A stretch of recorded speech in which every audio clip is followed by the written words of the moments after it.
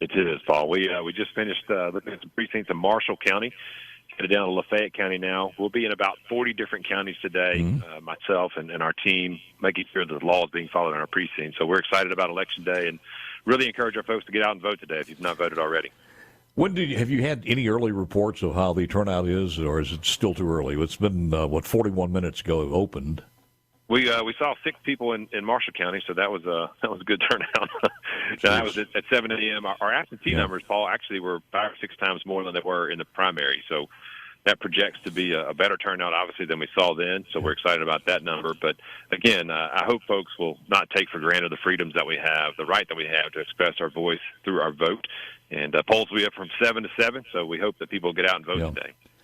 Can you tell the percentage of Republicans versus Democrats who have voted absentee?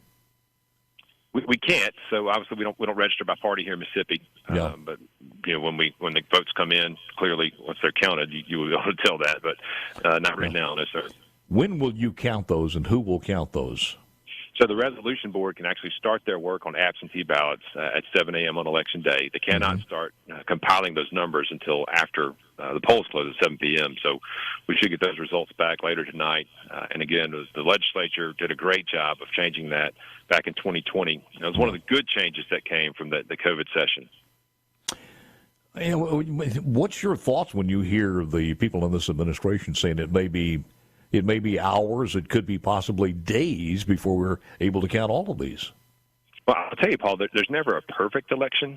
That said, look, what I can tell you about is what happens here in Mississippi, and we've got a great team of circuit clerks, elections commissioners, and poll workers that do a wonderful job. So our numbers should be back again by tonight, and then we'll have 5 days for absentee ballots to come in by mail, as long as they're postmarked on today. So that'll be a little bit of a delay. And then you also have 5 days to come back in and show your ID if you had to vote by affidavit ballot because you forgot your ID. So that's a little bit of a built-in kind of 5-day window there. And obviously the counties have 10 days to certify. So the final result should be within 10 days. Do you have any idea how many people have actually had to do that and had to come back with any ID they had no ID on them? Is it a certain percentage that we've had historically over the last several elections?